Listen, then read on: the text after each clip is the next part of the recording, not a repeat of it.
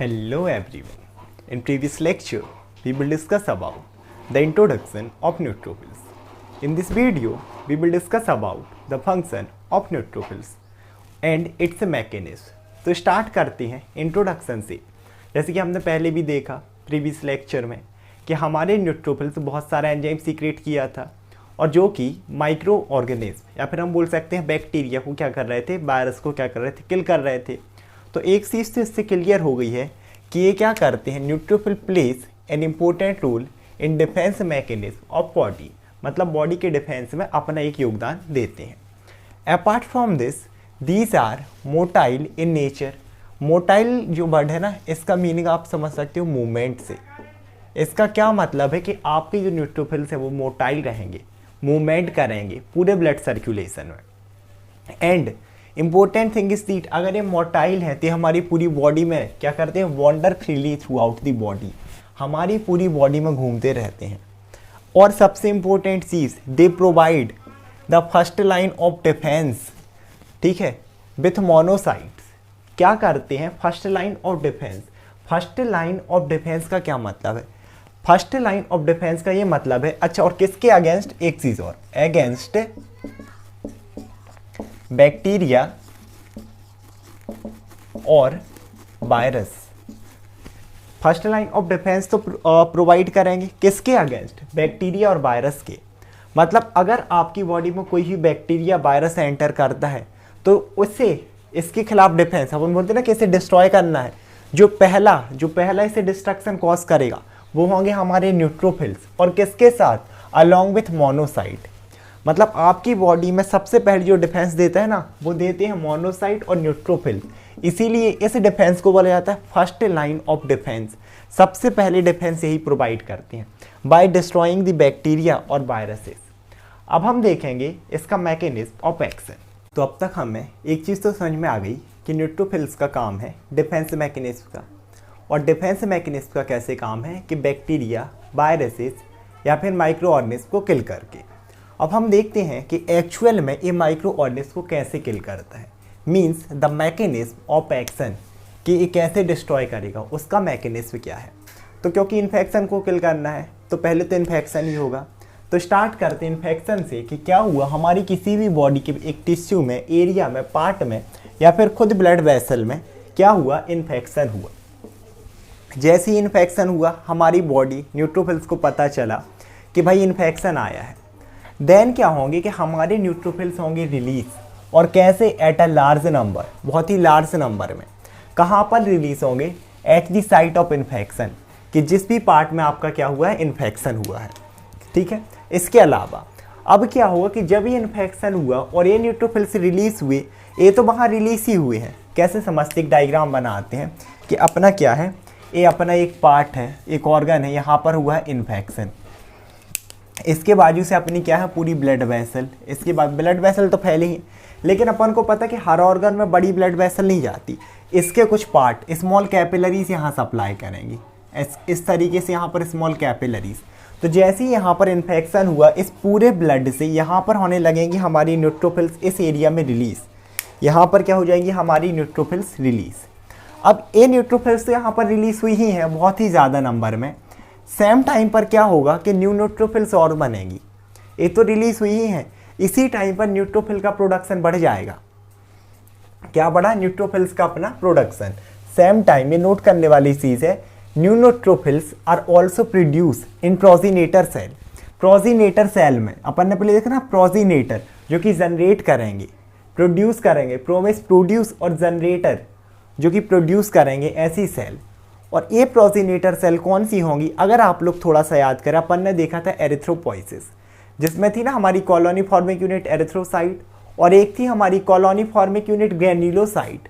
Granulocyte हमारी neutrophils भी है ग्रेन्युलोसाइट, उन्हीं सेल में इनका प्रोडक्शन उसी टाइम पर इंक्रीज होता है।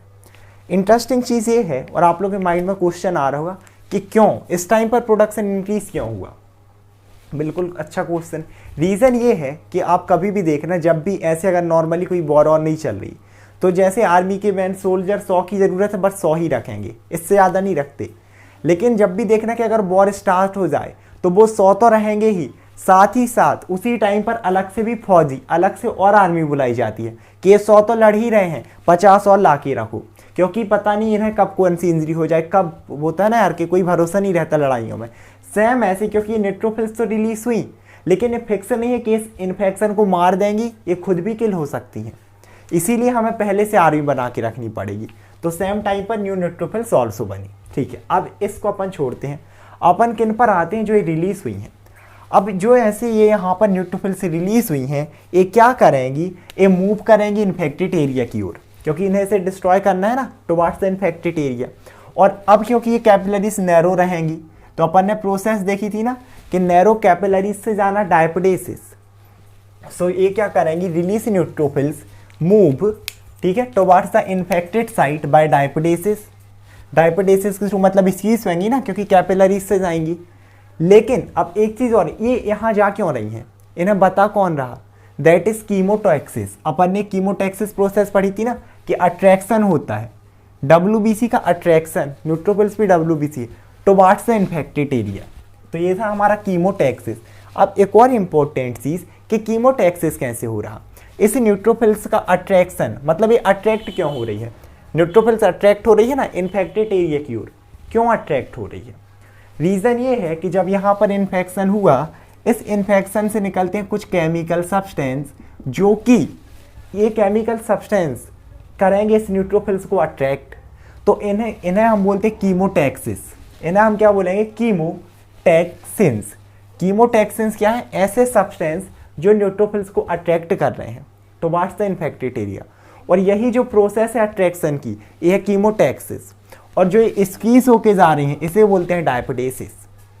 आराम से आप लोग समझ में आ जाएगा। और जिसने भी मेरा properties of white blood cells वाला वीडियो देखा है, उसे तो ये चीज़ें बहुत इजीली समझ में आ रही होंगी। तो अगर आपने अभी तक properties of white blood cells वाला वीडियो नहीं देखा, तो आप पहले उसे देखें, ये चीज़ और भी क्लियर हो जाएंगी और भी ईजी हो जाएंगी।